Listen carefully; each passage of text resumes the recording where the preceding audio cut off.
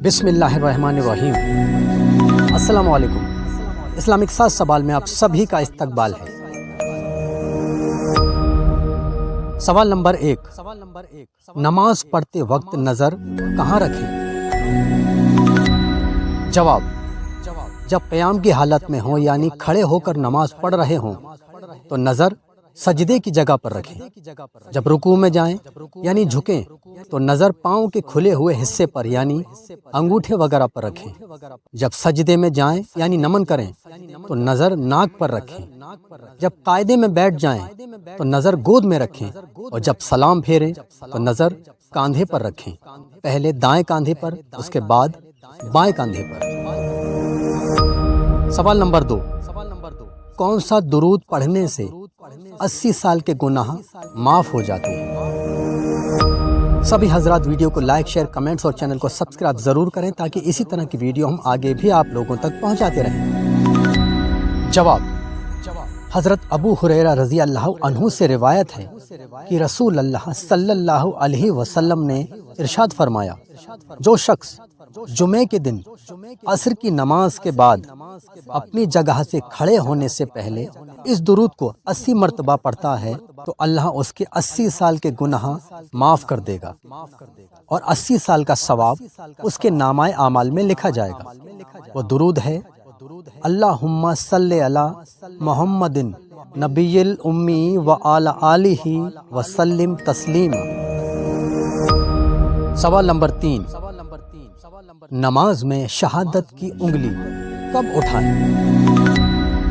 जवाब, जब कायदे में बैठकर अत्तहियात पढ़ें और अल्फाज आए अशहदु अल्ला इलाहा इल्लल्लाह, तब शहादत की उंगली उठाई जाती है। अंगूठे और उंगली का हल्का यानी गोला बनाकर उंगली उठाएं और फिर वापस उसी तरह से रख लें। सवाल नंबर 4, क्या किसी को बिना कपड़ों के देखने से वुज़ू टूट जाता है? जवाब, किसी को बगैर कपड़ों के देखने से वुज़ू तो नहीं टूटता, लेकिन जानबूझकर किसी के सत्रे औरत पर नज़र डालना गुनाह है और इस गुनाह से खुद को बचा कर रखें। साथ ही बगैर ज़रूरत के कोई अपना सत्र ना खोले वरना वो भी गुनहगार होगा। सवाल नंबर 5, नमाज की नियत में क्या पढ़ें? जवाब, नियत की मैंने 2 रकात नमाज फ़र्ज वक्त फजर वास्ते अल्लाह ताला के मुँह मेरा काबा शरीफ की तरफ अल्लाह अकबर। ये नियत अकेले नमाज पढ़ते वक्त की जाती है, लेकिन अगर इमाम के पीछे नमाज पढ़ रहे हैं तो ये भी जोड़ें पीछे इस इमाम के। सवाल नंबर 6, सजदे में जाने का सही तरीका क्या है?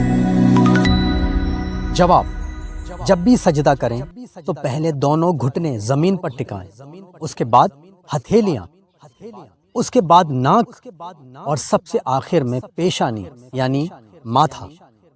और जब सजदे से उठें तो पहले माथा जमीन से उठाएं, उसके बाद नाक, उसके बाद हथेलियां और सबसे आखिर में दोनों घुटने। यही सजदा करने का सही तरीका है।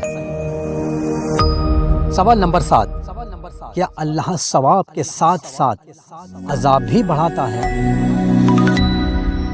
जवाब, अल्लाह ने कुरान की सूरह यूनुस में फरमाया, जिसका तर्जुमा यानी मीनिंग्स है, भलाई वालों के लिए भलाई है और उससे भी ज्यादा, और उनके मुंह पर ना चढ़ेगी स्याही और ना ख्वारी। वही जन्नत वाले हैं, वो उसमें हमेशा रहेंगे। और जिन्होंने बुराइयां कमाई तो बुराई का बदला उसी जैसा।